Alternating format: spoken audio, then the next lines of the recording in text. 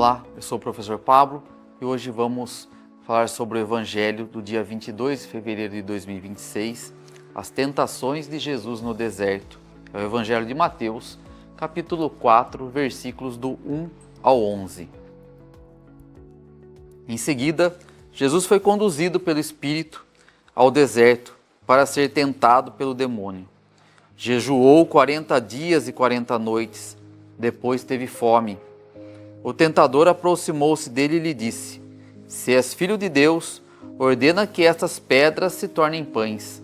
Jesus respondeu: Está escrito, não só de pão vive o homem, mas de toda palavra que procede da boca de Deus. O demônio transportou-o à cidade santa, colocou-o no ponto mais alto do templo e disse-lhe: Se és filho de Deus, lança-te abaixo, pois está escrito, Ele deu a seus anjos ordens a teu respeito, proteger-te-ão com as mãos com cuidado, para que não machucarem o teu pé em alguma pedra. Disse-lhe então Jesus: Também está escrito, não tentarás o Senhor teu Deus. O demônio transportou-o mais uma vez a um monte muito alto, lhe mostrou todos os reinos do mundo e a sua glória, e disse-lhe: Dar-te-ei tudo isto, se, prostrando-te diante de mim, me adorares. Respondeu-lhe Jesus: Para trás, Satanás, pois está escrito, adorarás o Senhor teu Deus e só a Ele servirás. Em seguida, o demônio o deixou, e os anjos aproximaram-se dele para servi-lo. Palavra da salvação. Muito bem, meus irmãos e irmãs, hoje nós contemplamos aí um episódio, na vida de Jesus muito intenso, muito misterioso, que é a passagem de Jesus pelo deserto, onde ele enfrenta as tentações do demônio. Então, este evento ocorreu logo após o batismo de Jesus por João Batista. E uma questão muito importante a se notar nessa leitura aqui é que Jesus foi levado ao deserto pelo próprio Espírito, como é colocado aqui logo no versículo 1. Então, antes de começar a sua missão pública, Jesus também precisou enfrentar um adversário, experimentar a provação. Ele, como homem que pisou aqui na terra, que andou entre nós, também foi experimentar as tentações da mesma forma que nós também passamos por essas tentações. E aqui Jesus vai colocar para nós uma catequese, ele vai nos ensinar como que ele pôde vencer essas tentações, isso que se apresentou a ele. Então, como que Jesus pôde percorrer esse caminho, que é o caminho que nós também percorremos aqui, um caminho de muitos percalços, muitos tropeços, e muitas tentações, dores, desafios, dúvidas que surgem no nosso caminho. A primeira tentação acontece quando ele tem fome, e aí o diabo vai dizer para ele: se é filho de Deus, transforma essa pedra em pão, essas pedras em pães. Então, o diabo vai colocar ali aquela fragilidade de Jesus, que é uma fragilidade que nós temos, que é uma necessidade básica de alimento. Mas a tentação não é só de comer, é de usar um poder para si mesmo, que Jesus poderia ali ter utilizado o seu poder, da intervenção de Deus para isso. Então o tentador quer que Jesus seja um Messias milagreiro, ou seja, que resolva tudo fácil. Jesus vai mostrar para a gente que mesmo ele tendo fome, aquilo não foi fácil para ele resolver. E ele vai responder com essa palavra, não só de pão vive o homem. Então, quantas vezes nós somos tentados a buscar soluções fáceis, soluções imediatas ali, e para resolver algum problema que nós temos. Então, acima das nossas necessidades, também está a confiança em Deus.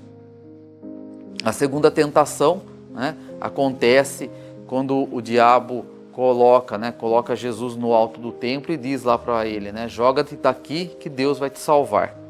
É a tentação de manipular Deus, de fazer da fé muitas vezes um espetáculo, né? De exigir provas, né? Olha, eu vou fazer tal coisa e quero que o Senhor me ajude, né? Olha, eu vou muitas vezes realizar algo que não é bom para mim, mas Deus vai estar comigo, né? Eu vou fazer algo que não devo fazer, mas Jesus, né, vai resolver, Deus vai resolver isso para mim, né? Então ele rejeita essa tentação, né? E coloca, não tentarás o Senhor teu Deus. Ele vai rejeitar essa ação e o discípulo vai mostrar que nós devemos ter uma fidelidade, né, com Deus que seja silenciosa, que seja discreta, né?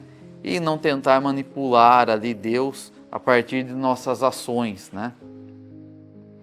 Nós também, muitas vezes, podemos querer que Deus prove o seu amor com milagres, né? Nós queremos sinais, né? Muitas vezes extraordinários, quando na verdade Ele vai agir, muitas vezes, no silêncio, né? Então, Deus, na verdade, nós não devemos colocar à prova, né? Nós devemos convidá-lo aí a estar conosco por meio da oração. A terceira tentação, né, talvez aqui a mais forte, né? O diabo vai mostrar para Deus, para Jesus, né, todos os reinos do mundo, oferecer ali toda a sua glória se Jesus, né, o adorar, né? Então é a tentação da idolatria, da substituição dos valores do reino, dos valores de Deus, pelas tentações do mundo, né? Por aquilo que o mundo acaba nos oferecendo. E quantas vezes as pessoas, né, pelos prazeres do mundo, pelas tentações do mundo, seja de dinheiro, poder ou outros prazeres, né, coloca Deus de lado, né? Coloca os seus preceitos, né, de lado, né? Tira Deus de dentro do seu coração para colocar coisas, né, terrenas ali, mundanas no seu coração, né? E acaba com essa fidelidade a Deus, né? E isso muitas vezes, quando nós acabamos sucumbindo a essa tentação, nós vamos colher muitas vezes esses frutos, né? E quando nós rompemos com essa fidelidade a Deus, né? Essa é uma batalha diária que nós temos que fazer, tanto nas grandes coisas como nas pequenas, né? O que realmente está em primeiro lugar no nosso coração, né? Então, meus irmãos e irmãs, essa caminhada nessa nossa vida também passa por desertos, né? Não é para nos destruir, mas para nos purificar, para nos fazer melhores, né?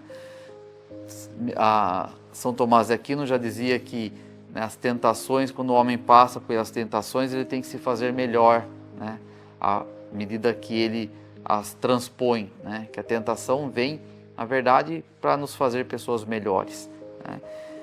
Então a tentação não é sinal de fraqueza, na verdade, mas de humanidade. Então que nesse tempo peçamos a graça de reconhecer e vencer as tentações que nos afastam do projeto de Deus, né? E que Maria, mulher fiel, mãe de Jesus, que nos acompanhe e que possamos sair dos desertos, das tentações, fortalecidos por Jesus e pelo Espírito Santo. Que você tenha uma semana abençoada.